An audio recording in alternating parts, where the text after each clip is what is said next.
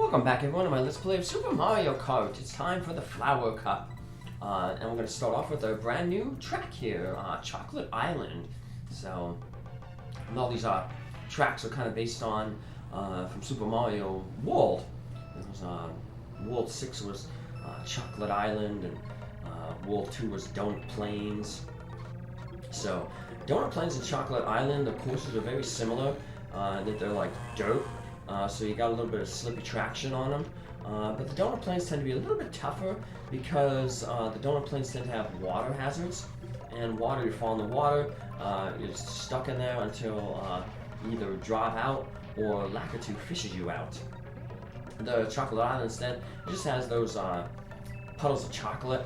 They're slippy and they slow your car down a little bit, but you can still keep moving through them. So it's not like the water that just makes you stop you dead in the tracks. So, hit Luigi earlier with a red shell, but we did it early in the race, so he'll be back to harass us. You can mess with the order, like if you say you hit Luigi with a red shell on the last lap, then Yoshi might finish in front of him. And then the computer will start favoring Yoshi, because the computer is always going to try to just favor whoever has the most points and is most likely to win. It's just their way of... So basically, like, it's you versus 7 other characters. So, like, Yoshi ain't going to try to hinder Luigi, and Prince ain't going to try to hinder Yoshi, but they will all try to hinder you, so that's, I guess, where the challenge of the game comes from. So we've got a second ghost track here. Ghost tracks are usually my favorite.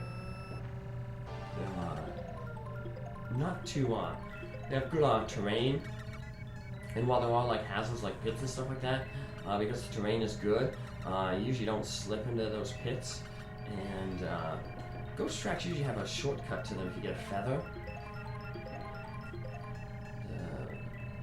Track here is right after the items. When you get to this straightaway, if you go straight, you can jump across that little gap there in the feather. There's quite a few shortcuts in this game. Most of them are done with the feather, but if you want to see a lot of shortcuts, speaking of feather, I'll actually show off the shortcut. The Tool Assisted Speedrun has a bunch of crazy things. They jump off ledges and have Lakitu carry them across the finish line, and counts as a lap. So there's some pretty funky things. So we finish off the Ghost track. Those are also from Super Mario World. Surprised that Yoshi is in the ghost house, because Yoshi does not go into haunted areas in Super Mario World. The only one he goes into is the haunted ship, which takes you to Bowser's final world, Bowser's lair. That's the only area in Super Mario World where there are ghosts and you can have Yoshi in it. So if you go into a castle or a ghost house with Yoshi, Mario dismounts him before he enters.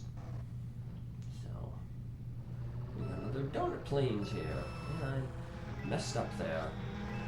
There's a special timing. I'm not very good at it, like I said in the description. Basically, I'm not a Super Mario Kart player. First of all, I use the turtle, and the people who are really good use like Bowser and Donkey Kong, because they're the fastest. But there's a way, if you press it sometime after the first light hits your accelerator, you get a super boost at the start, and you just take off right away. But of course, if you press it too early, then you spin out there, like how I did at the beginning of the race there, which can be really bad if you're at the back of the pack, because at 150cc, these enemies are ruthless. They purposely to almost stand wait for you to, especially on like ghost tracks or tracks that have hazards in them, like water or lava, they will basically wait until you get out of wherever you're at, you spin or whatever, and then they'll just appear out of nowhere, hit you from behind, and push you into the water off the track. Very mean at 100cc. It doesn't help that I play as the Koopa Troopa. Him and Toad, like I said, they're basically function identical, and they're considered lightweights, so they get pushed around pretty easily by other racers, where it's really hard to, if you like bump into Bowser or Donkey Kong, they're not just gonna keep going. So they're like the heaviest, then Mario Brothers, then Princess and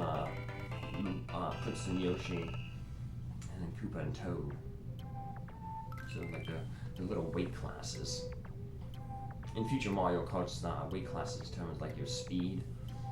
Heavier ones go faster, usually at the cost of acceleration, but I've only, this is like the only one that I've really played. I played the one on the DS for a little bit, but it was so hard. And then I played Mario Kart 8 on like demos in like Target and Walmart when they were showing off the Switch. So yeah, apparently the new Mario Kart will be coming out, Super Mario Kart World Tour. They announced the Switch 2, the sequel to the Switch. And, Mario Kart is a big seller.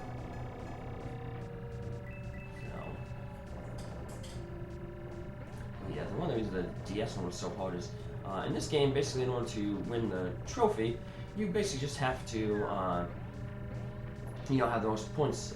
You don't have to be in first place in every single race. But like in the DS one, my friend had a DS and I played on it, on her DS. They would like rank you each individual race and individual laps. So if you want to like get like S rank a course, you basically got to get like first place every single track, basically in first place on every single lap. It was just so frustrating, especially for someone like obsessive compulsive like me who was like, I couldn't get the right thing, so I couldn't get all S's, and it just frustrated me. What's the point of playing video games if they're gonna frustrate you? So that's why most of the games you'll see me play are pretty easy games that don't require a lot of skill.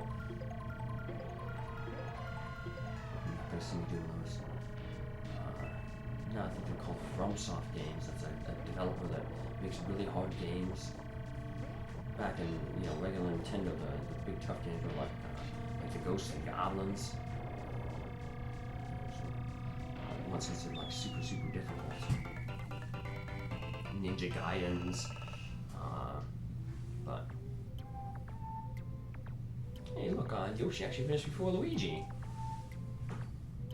He got hung up there. He hit a trap. But Luigi's still in second place, so he'll still be our main threat. But there's no way. If you get 5th place or below, the game just you restart at the track. You see the little go-kart symbol there. Right now I have 4. You start with 3. If you get the same place 3 times in a row, you'll get an extra card. So since I got first place in 3 races in a row, I got an extra go-kart. So an extra try.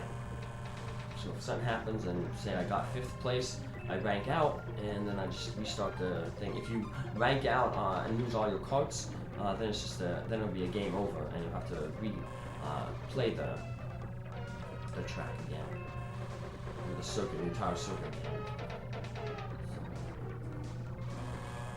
Luigi there with an annoying star. If you hit him while he's in the star, you spin out.